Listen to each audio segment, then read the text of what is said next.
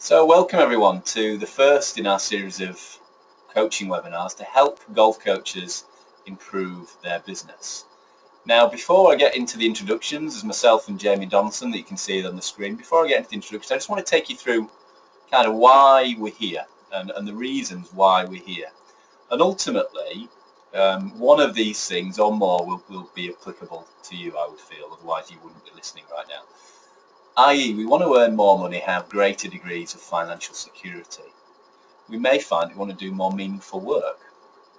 We want to learn the keys to actually successful coaching business growth, because there are some coaches out there earning good money and having the lifestyle they want, but myself and Jamie are very aware that there are a number of golf coaches out there who are working long hours, not earning the kind of money that they ought to be earning, and almost to a degree maybe even resenting some of the work that they do because of the hours in which they work and the lack of balance. We want to help you gain greater recognition from your clients and enhance reputation, improve levels of freedom and enhance relationships, and ultimately greater clarity of direction and control and influence over your own work and within your work, and also give you the opportunity to apply some cutting-edge knowledge to grow your business. Ultimately, at the end of the day, when I started my coaching business 5 years ago, I didn't know anything of which I know now. And if you just said from when I started I'd be where I am now, I would kind of had a chuckle. And most of what I've had to learn, having done all the theory around coaching, was actually around the business end of that. And I want to share my own successes with you to help you find the things that we've just gone through on the screen. Now, at this stage, I'd like to introduce Jamie Donaldson, who's been a good friend of mine and a client of mine for a number of years now, very well respected in the golf industry. And Jamie, if you can you just take us through kind of your experiences of coaching and our work together, and really your journey from where you were to where you now are, and I think that would be a really good thing for everybody to hear. Certainly. Well, I first met Bevis and his wife when they were actually students of mine. So Bevis was coming to me for golf lessons, and I was coaching at a driving range in Cambridge. Usual thing, 1 in, 1 out. And Bevis started his journey along the psychology side of things and wanted to sit down with me. He wanted to sit down and discuss things. And you know, as a golf coach, probably 6, 7 years ago, 8 years ago, to me, psychology was helping people think nice thoughts on the golf course. So I was happy to refer players, but wasn't sure why Bevis wanted to sit down with me and discuss what I was doing. So I accepted his offer anyway, and we sat down. And you know what? Once we got talking, I really started to understand that he wanted to help me much more in a business sense, and started to ask me questions that made me think about things which had never crossed my mind. So very quickly we sat down, and one of the things was, where am I going, where do I want to be, which I hadn't considered because I was just dealing with coaching week to week. You know, who's my next lesson, how full is my lesson diary. So we sat down, we started to look at plans based upon my goals, something I'd never done, which was goal setting. And it was soon apparent that I wasn't actually in the job that I wanted to be in. Although I was a very successful coach, very busy, it wasn't really where I needed to be. And once it manifested, I started to attach my plans towards my goals, and very quickly I was reaching new targets. And I actually was approached to coach with Aimpoint. I couldn't see how I was going to leave my sort of 30, 40 hour a week coaching role, but I did very quickly, and it's taken me all around the world, working with world-class players. I've actually managed to create a lot more time for me and my family and my hobbies. I'd definitely say that now I'm controlling my diary. It doesn't control me like it used to, but much better quality of life. Oh, fantastic, Jamie. That's great to hear, and thank you for sharing that with us. And as an introduction to myself, I was a number of years ago was in a job where I was pretty happy, pretty comfortable, working 37 hours a week, maybe 40 if I pushed it. Lived at the back of my work. Golf membership, captain my local cricket team. Everything seemed to feel right and that it should be right. But there was something missing. I've kind of got this sense of there was something missing, and I actually fell into coaching. I learned neuro-linguistic programming. I became a practitioner. Learned a significant amount from that, but also felt I needed to learn more. Became a master practitioner. I'm now a trainer, and a number of years later from those early days, I'm now a trainer of NLP and also a trainer of something called motivational mapping, which helps people understand what motivates and drives them in their career. My business is now 50% coaching, so I have 50 coaching clients who pay a direct debit each month. And then the other half of the business is training, so I train coaches both in NLP and motivational mapping. And really, through work with Jamie has referred to me numbers of golf clients over the years, and I've really enjoyed our work together. But what's happened now is that my coaching business is almost at capacity, and really what I wanted to do in conjunction with Jamie was put something out there online that can help all golf pros, because ultimately we see the same patterns over and over again, and that's what this product is about, actually giving you guys something that you can take and work with to help you achieve more of the lifestyle that you want. And it's like anything, if you don't know what you don't know, you can't do anything about it. So today is about helping everybody just take their knowledge a little bit to the next step, and also signposting where we'll be going into the future. So let's look a little bit more in detail about that and what that might be. So there are 3 ways to grow your golf coaching business. 1, get busier, more activity. So you may well be in that bracket where you need more activity, or you may be where Jamie was, and actually you've got more than enough activity, more than enough business. The second way to grow is on price. And ultimately, that is often the area where significant attention needs to be paid, because one of the things I can guarantee is that through our work together, your price for how you value your products will both go up and change, and it will need to. And yes, that tends to be the one where sometimes people have a few blocks around. And thirdly, the other way is to increase the range and scope of activities which we have on offer to our clients.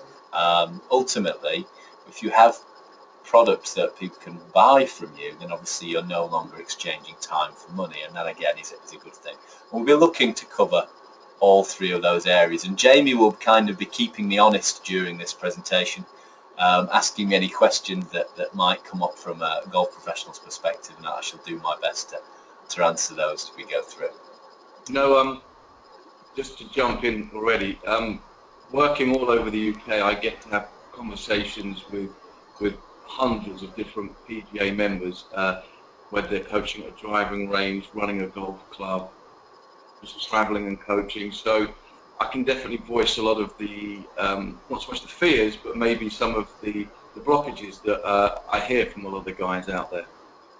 What I do know is everybody that I've referred and started work with Bevis is enjoying success. So we can look at it from 2 angles. We can look at it from history of people that have done it and created success, and also maybe some of the questions that you're thinking right now that I hear when I'm traveling. Yeah, that would be great, because I think ultimately there will be a degree of cynicism out there, and that is natural. So if we can do our best to both deliver the information, the knowledge that we have, and also perhaps answer any questions that might be in the background, that would be a good thing to do. So let's look at some of the key steps of fulfillment, and I mean that in terms of if we want to achieve a fulfillment and achieve what we want to achieve in life, then the number 1 step, and if you just did one thing from this, if you just took, because I know that Jamie, this had a big effect on your life, was actually getting a really clear, congruent goal of what it is you want to achieve.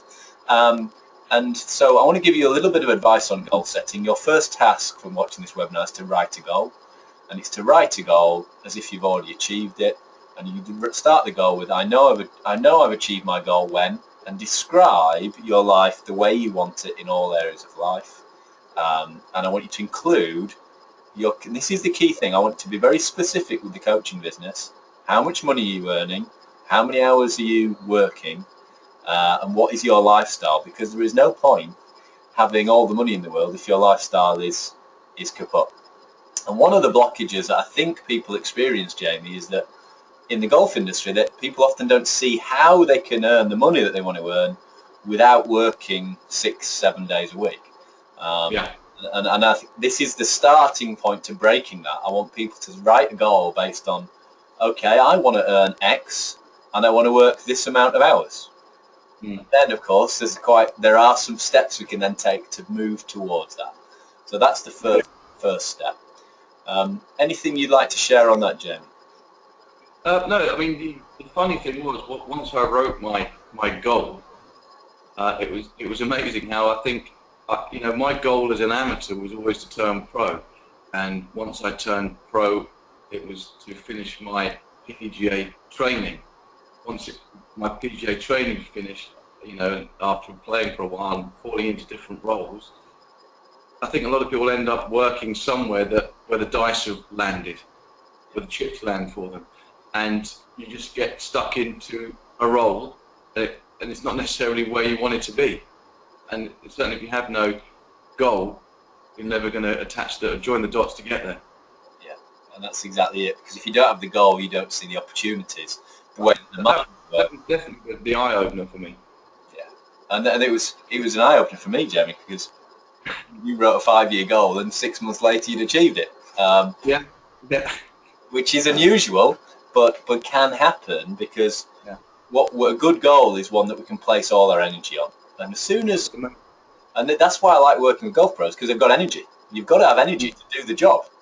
So if you've got that energy and you have a clear goal, then what will actually happen is you'll see opportunities and ways in which to make that happen, whether that be through this webinar and what that leads in that direction. And if people want to send their goals through, we will promise that we'll give you some feedback on those goals, and of course provide email addresses at the end of the webinar. So the second thing, obviously, we need to take action. We need to apply and make changes. So your success from today will be directly linked to the amount of action that you are able to take from the webinar. So you've got your first action to write a clear goal, and there will be a number of others that come out of this webinar. The third stage is one that may cause some challenges, and this is actually just letting go, detaching from the outcome.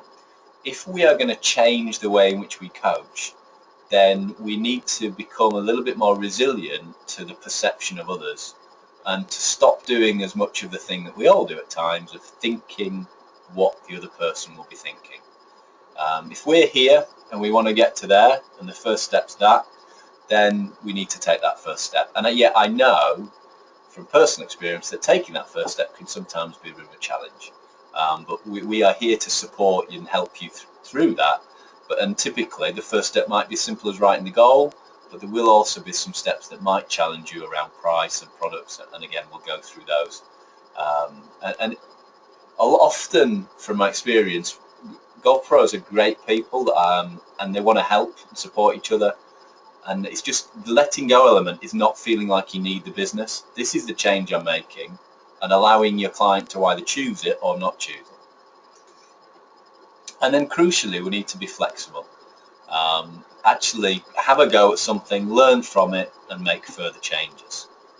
So it's that resistance to failure and resistance to the perception of others. Those are the kind of key things, because I know that once you've got a goal and a target that's clear and congruent, you will apply and you will begin to make changes. So the 4 stages of coaching businesses, and you might be in any one of these stages. Employment, where you're being employed and paid to do the role. Self-employment, which is next step along, because obviously you are then in control of your own destiny in terms of earning money from exchanging time for money. And some of you may be kind of between the two, partially employed, partially self-employed.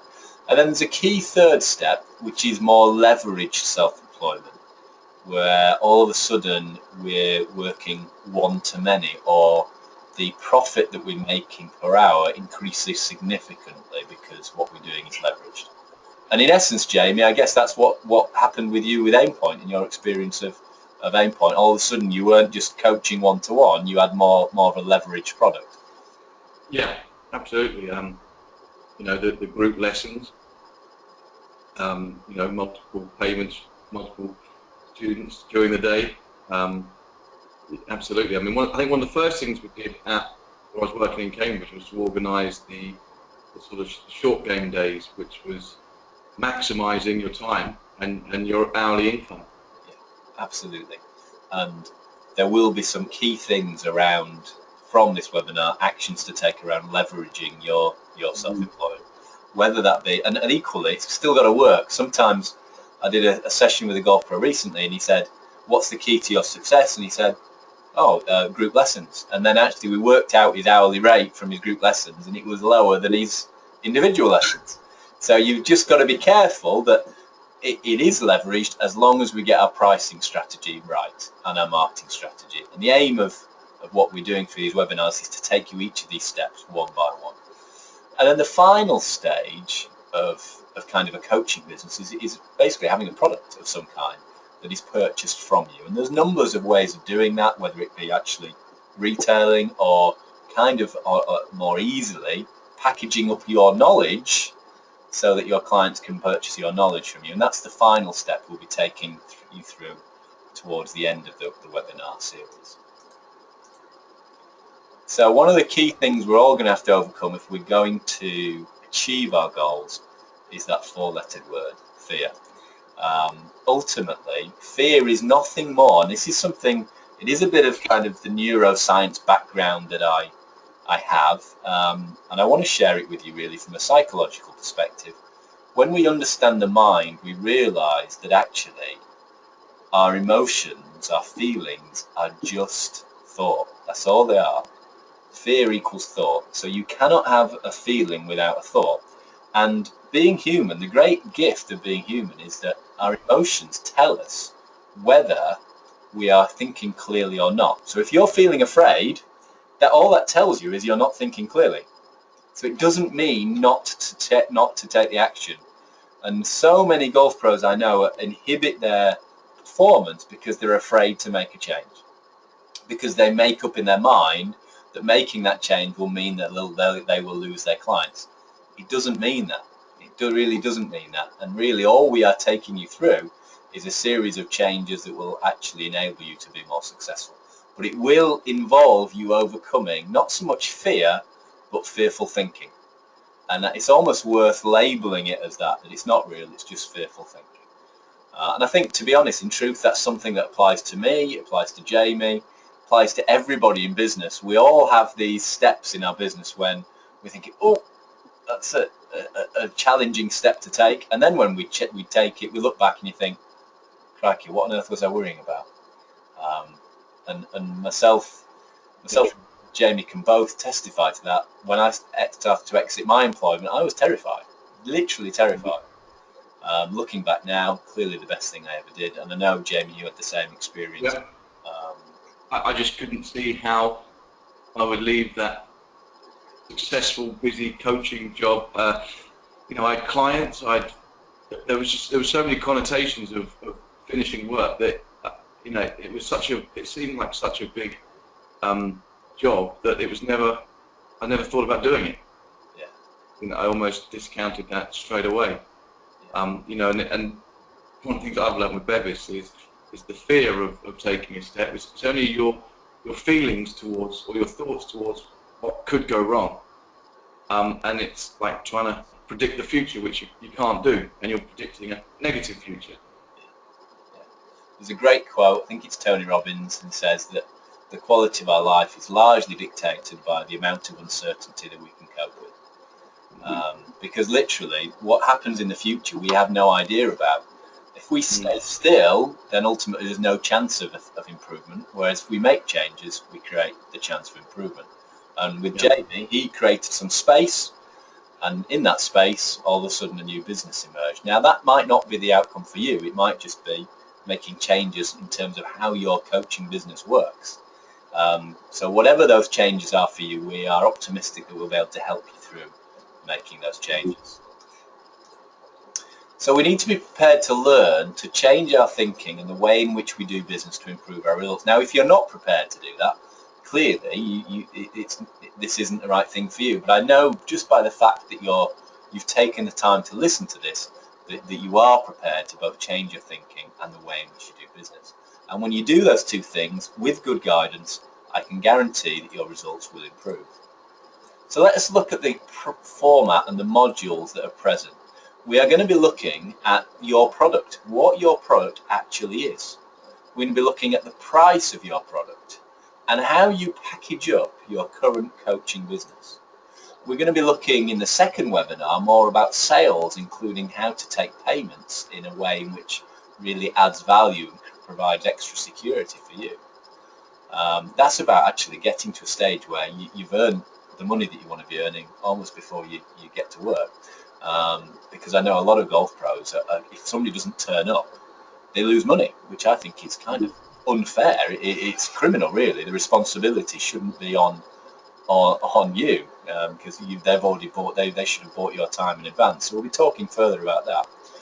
We'll be talking about lesson and the actual sales experience of a lesson. There's a lot of golf professionals I meet don't really consider themselves a salesman. Yet actually, how much money you earn is largely dictated by how good you are at sales and marketing.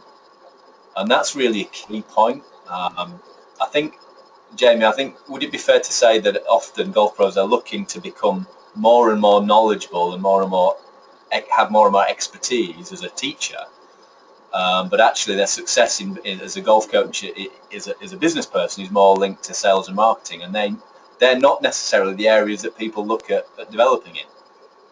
Absolutely, yeah. I mean, there's a lot of coaches looking for information. There's a lot of coaches very happy where they are. You know, they're on their treadmill, and that's where their comfort lies. But I'm guessing that if somebody's tuned into this webinar, it's because they're one of the seekers, as I call them, and somebody that's already looked into changing what they're doing. Yeah. So, you know, information's a good thing. It doesn't guarantee you're going to be successful. Yeah, absolutely. And I think that's the key point, is that one of the things that I learned with my coaching business is that ultimately for me, I think the stats in my industry is 0.01% of coaches make it through 5 years. The key differential wasn't necessarily, obviously, you had to be a good coach as a starting point. If you're not a good coach, you haven't got a chance. But the fact that everybody's listening to the webinar means that you'll already be a good coach. If you were teaching me as an amateur golfer, I would improve my results. The outcome of how much revenue and how in your lifestyle that comes from that is more dictated by how good you become at sales and marketing. There's seminars on how to change the point of sale in your shop.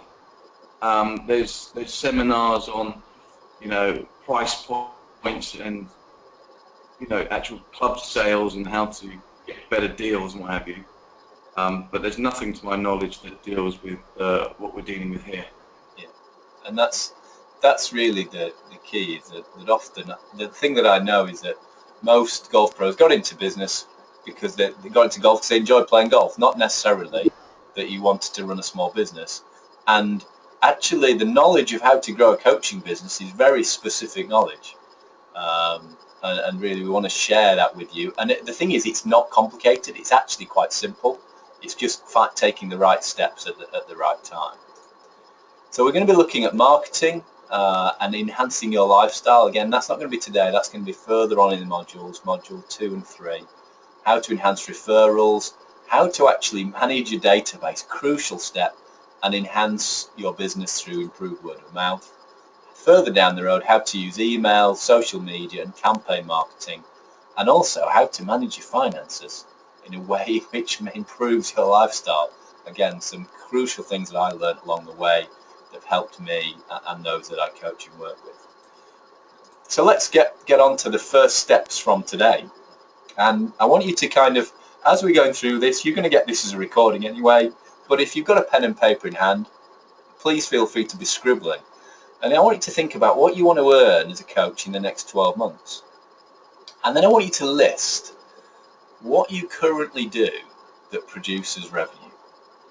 Now, this is a key step for people, because I think when you do this, you realise that actually you've got far more products than you think you have. That was the surprise to me, was the amount of avenues, that amount of income streams that I possessed. Yeah, absolutely. And had forgotten them. Exactly. If you think about it, I mean, I remember vividly sitting down with a guy who's I still do a little bit of work with now and then, a good friend of mine, and we sat down and said, "Oh, what is it you do that earns revenue?" So I coach golf. And it was a half an hour later, we'd gone from coaching golf to 13 different ways in which he had of generating revenue. So I want you to really kind of spend some time to thought share. I was going to say thought share, it sounds more politically correct, or brainstorm, whichever you prefer, all of the different things, from full swing, from club fitting, from group lessons, short game lessons, putting lessons, junior lessons. There will be lots. I want you to think of all the different hosting events, and I want you to think of everything that you've ever done that's earned revenue, and everything you've thought of doing, and also everything that you currently do. And I guarantee you there will be more than 10. There will be. It's not a bad idea to add to that. Maybe things other people do to earn money. Yeah. Maybe you could list things that you see on Twitter. People, there's a lot of vlogs going on at the moment. There's a lot of online stuff happening. It's not just what you do currently, it's what can you do. Yeah, absolutely. And from that list, we can then get some specificity as to the next steps. And I know, but at this point, people will be kind of thinking, "Oh yes, but I haven't got the time or the money to invest in those." And everybody always thinks that time and money are the two blocks, but I can really guarantee that it isn't. It's actually confidence and self-belief, because actually you can borrow money to invest if you've got the confidence and the belief, and everybody's got the same amount of time in the day. I appreciate some of you as busy coaches, where Jamie was, some of this will take a bit of time to implement. That's okay. You can spend a year implementing what we're going to do over the next 12 months, or you can do it in 6 months, depending on the pace in which you work at. So we've now got a list. We've got a list of what you want to earn, and we've got a list of what produces revenue for you, or what could produce revenue for you.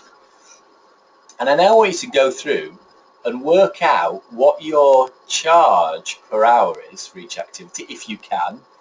And crucially, this is kind of a really crucial step in getting clarity in where your business is. I want you to work out what profit you make per hour for each activity. So if I was doing this exercise with Jamie, and I say, "Okay, Jamie, so what do you charge per hour for an aim-point session?" And he says, "Oh, it's £1,000 a day." And I say, "Okay, so what's your profit on that?" He would then do a little bit more work. He'd say, "Well, my profit on that is £750. So, well, how do you work that out?" And what you might find is, for Jamie, if he's travelling to Germany and charging £1,000 a day and coming back, his profit per hour in Germany isn't the same as if it was just down the road. So clearly this helps you gain clarity on what it is that you do that is the most profitable thing. And I can guarantee you, for each of you, there may be some surprises in that. I had a business client outside of golf recently who said, "Oh, this is definitely, just won this contract, it's great." And when we analysed it, what he'd won was a week's work, which was, because of the amount of time involved for him, was less profitable than actually some other things in the background he didn't have to pay as much attention to. So the key thing is, what money are you making per hour for each of the activities that you currently do? Yeah. And once you've got that, we want you to begin to, in fact, I almost kind of want to add in an extra step here. I want to kind of, at this stage, suggest that there might be some things that you want to stop doing. What do you want to actually stop doing and no longer offer? Delegate. Yeah, absolutely. Because often people are afraid of delegating because they don't want to lose that revenue. But actually, if you have somebody, if it's a lower hourly rate and you have somebody doing it for you, that frees you up to do more profitable work. Yeah, I think that's one thing I've learned. Is a lot of people have commitments through the golf club that almost time vampires. They waste a lot of time doing things that they could be spending their time more profitably doing other things. and they feel like they have to do it, or it's just everyday work which becomes part of the job. Fantastic. I think, Jamie, that's such a good example, because we both know a number of people who are working in a shop and they're exchanging their time for money, and their hourly rate for that time is very low. Yeah. And it's going back to that time thing. The barrier isn't time, it's that confidence to say, actually, I'm going to hire somebody else to do that, pay them an hour. It'll be a good deal for them, but that frees me up to actually generate revenue. And in the past, the blockage might be, well, I don't know what I need to know in order to generate that coaching revenue. And that's precisely what this series of webinars is all about. So once you've got that and you know what your average hourly rate for each thing you do is, work out what you're going to stop doing, work out what you're going to delegate, and I want you also to then to begin to think about what coaching package do you currently sell, and what's the average hourly rate for each package. Because I also know that some golf pros don't really like selling packages because they've discounted it so much that they're not happy with the hourly rate that they've got. Yeah. Kind of crazy, but easy to get into the habit of. If your hourly rate is, I don't know, 50 quid an hour, and your diary is filling up with ad hoc coaching, and your coaching packages work out at £33 an hour, why would you sell them? And of course you wouldn't. Yet there is a problem here, and that I'm not sure that actually what the average golf pro is offering, when I say average, I mean the majority, is actually what the client needs to improve their results. So if I ask you, Jamie, what you think, how often as an amateur golfer, the average amateur golfer would need to see a coach in order to actually achieve their goals. I mean, there's a wide range of abilities, right? But Well, give me your thoughts on that. if we say that a golfer plays golf once a week in their spare time, and they can practice an extra 2 times a week, like a driving range before they play, or the odd hour, I think once every 2 weeks, once every 3 weeks would be sensible. Yeah, absolutely. And what it all depends on their goal, where they want to be, what the issues are, etc., etc. But the most average Joe, in my opinion, that's how much they play and can practice, and every 2 weeks or every 3 weeks. Yeah, and that resonates with me as an amateur golfer whose handicaps come from 13 down to 6. There's no way I would have achieved that without having lessons regularly. Every other week it has been a pattern, and without that, there's no way I would have achieved that. No way I would have achieved that. So the key thing is that I think what happens is, unconsciously, because often we don't want to sell the packages because they're not priced correctly, we're doing more ad hoc work, and therefore clients aren't necessarily being offered what they need to. And the thing is, golf pro wants to help the client. The best way of helping the client is to get the client to sign up with you for an extended period of time, which means getting coaching packages which work for you financially and which work for the client, and having the knowledge of how to sell them. So we're kind of at the stage now where we begin to realize there may be a problem in that we want to work so many hours a week, and we might have issues with our packages, our price and activity level and our lifestyle in order to achieve that. And what we really want to do is design a business model that works, that says, okay, if I want to achieve £100,000, or if I want to achieve £50,000, or whatever our target is, what is that per month? How many lessons is that a week? And what do I need to be charging on average per lesson? And we're going to begin to start as we mean to go on. And that starts with actually a belief of what are you actually worth an hour? I know it's a kind of an odd question, but I want this is kind of the second key point. I want you all to have a goal, and I want everybody to understand that fear is just thinking, but I also want everybody to set a minimum amount that they are prepared to work for. And this is such a crucial step, because if you say, actually, you know what, Bevis, I've decided I'm not prepared to work for less than £40 an hour, that would mean that you would then, the action from that would mean you delegate work that was less than £40 an hour. It would mean that you would put your minimum your pricing packages for your coaching packages to a minimum of £40 an hour. And that's such a crucial step. And in a moment, we're going to kind of go through how to make your coaching packages up into something that works and makes sense. Any comment from you on that, Jamie, in terms of kind of coaching packages and pricing? This is, in the short conversations I have with people, I'll ask what they're charging, and it's amazing how it's governed by what someone down the road is charging, what the head professional or the assistant professional is charging, what the person before charged them.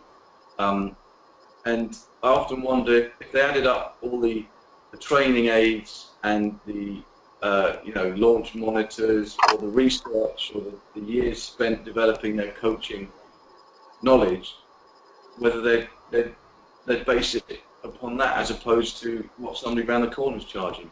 Yeah, I think that's such an important point. I mean, yeah. I know. I'm really surprised with how people undervalue themselves in order to get more booking. Yeah, and that's the if we're competing on price, we're setting ourselves up to fail. Yeah. If somebody's choosing a golf lesson based on price, that's not the client you want for you. Right. And the thing is, understanding motivation, money, price is only one of 9 motivators. And in golf is a luxury business. Price isn't as big a factor as people think. What is the factor is whether they believe you that they will get better. And that's the crucial bit. Designing coaching packages where they go, actually, okay, I'm spending X, but if I do this, if I commit to it, I'm going to get better. And that's key. So really, really big step. Work out what you're worth per hour. We now know what your average hourly rate is for each of the bits you do, and you know what you're worth per hour, and you can begin to see a discrepancy. I need to do less of that, more of that, delegate that, and there's some steps and actions that you will already be thinking of taking. So we've discussed how long we think it takes a golf client to see meaningful results.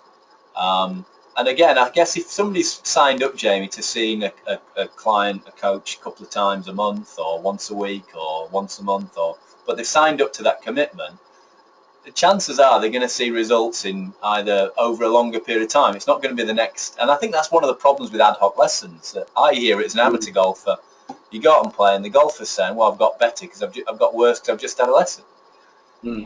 So the golf pro actually gets blamed for the amateur golfer's poor performance, which is crazy. And it should never happen.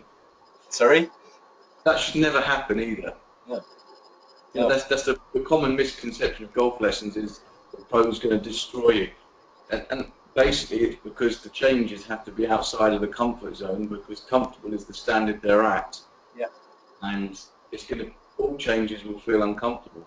Yeah, absolutely. And I think the thing is, if somebody's just gone for a one-off ad hoc lesson and then they're trying to implement a change on the course, the problem is, therefore, we're setting people up not to succeed. Whereas if somebody's in a course of 12 months, then they can understand where they're at versus where they want to be, and therefore the client feels more comfortable. And then when they get results, that's when your referrals improve.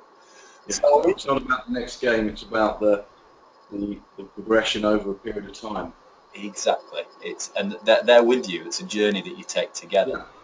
And the commitment from the client, that's the key bit. So we need to start, this is such a crucial thing, you need to start offering, and myself and Jamie both know coaches who are doing really good work in this area, and we both know people who've struggled in this area. And so the people who are being most successful in the golf coaching industry are doing this, offering packages that allow the clients to improve and which meet your financial expectations.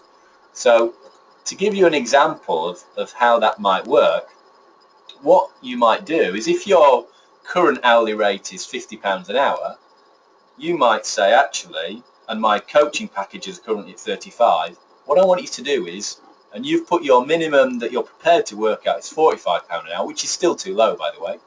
You nudge your package prices up, that the minimum that somebody working with you over the course of a year, they will achieve, they will get the £45 an hour rate, which is the rate with the minimum rate you're prepared to work. If they work with you over 6 months, they're paying a little bit more, £47.50, and if they're working over 3 months, it's £50, and your normal standard hourly rate goes up. Such a key point that you put your normal average ad hoc hourly rate goes up.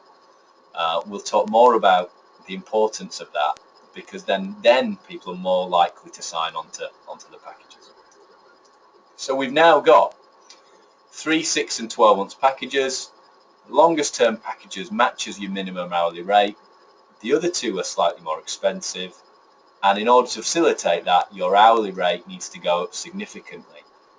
So a client of mine that Jamie referred to me in Scotland, he's moved his hourly rate from, ironically, just before we spoke, the year before, he dropped his hourly rate from 60 to 50. He's now put it back up to 75, and his coaching packages are now based around the £50 an hour rate.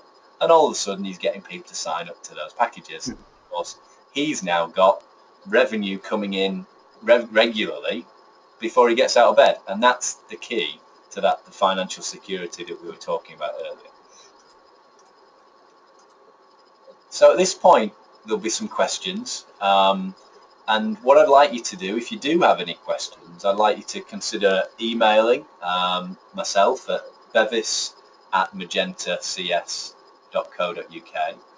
and I really also want to kind of signpost to the next webinar, which is Growing Your Golf Coaching Business 2, where we'll be focused largely on selling and marketing and actually making what we've done today work for you. So all of a sudden you have a way of selling the packages, you have a way of communicating to existing members that are used to paying a lower rate, and we begin to get into how to manage your database and understand actually how to grow the business from a sales and marketing point of view. But that has to start from clarity of having a clear goal. What is it you want to achieve? How many hours do you want to work? And understanding how you can package up your golf coaching business to help you achieve that. It's not going to happen overnight, but we need to get that clarity before we start. Any other points that you want to make, Jamie, before we leave and signpost people how to continue this journey with us? No, it's covered everything there. I'd say I'd like to hear people's thoughts also. So make sure if you've got any questions, send it across to Bevis and he'll share them with me. But the interesting thing is don't be led by industry standard, because the industry itself isn't taking you with it. You have to kind of be a bit of a trailblazer with that and set yourself aside and create success, because across the spectrum I'd say that there's not that much success amongst golf pros. I listened to a seminar by a chap called Dan Kennedy, who's a hugely successful American businessman, and he was a speaker, motivational speaker, and he was the first person to start charging for his talks before he arrived, so he'd invoice before he did the talk. Back in the 70s, that kind of set everybody, kind of ruffled everybody's feathers. And his key philosophy is look at what everybody else is doing and do the opposite. Yeah. And what you'll find is the top 4% of golf pros are doing things very differently to the other 96%. And really, these webinars are about signposting to those philosophies and that knowledge. So if you'd like to continue this journey with us, let's just share with you how you can do that. So let's just bear with me a moment whilst we find the... So if you go onto golf101.co.uk and then onto the home products page for Golf Business Development, just that link there, then what you will find is there's both the recording of this presentation and also 3 different packages. So you've got package number 2, which is £48 a month, which is a regular webinar. So it's a series of 12 webinars over the course of the year. You get a short video reminder, a PDF document, and an access to support from myself and Jamie. Package 3 is the same package, but over 6 months. So if you're somebody who's kind of really keen to get going and you want to implement all of this really quickly, then you would sign up to that one, because you would receive those 12 webinars and that support over the next 6 months to implement it all more quickly. So they're the recommended packages. There is a less expensive option where you just receive a short 3 to 4 minute video and a PDF document, and access to the site and some support. But I think ultimately, knowing what we know about coaching, there'll be some knowledge that you won't get that I would recommend you receive. So have a look at those options, which is the right option for you, and then ultimately we hope to continue this journey with you. So at this point we shall say goodbye, and yeah, we look forward to working with you in the future. So see you later, Thank Jim. you. Thanks for your help today, and we look forward to spending more time with you as well. Thank you. Take care.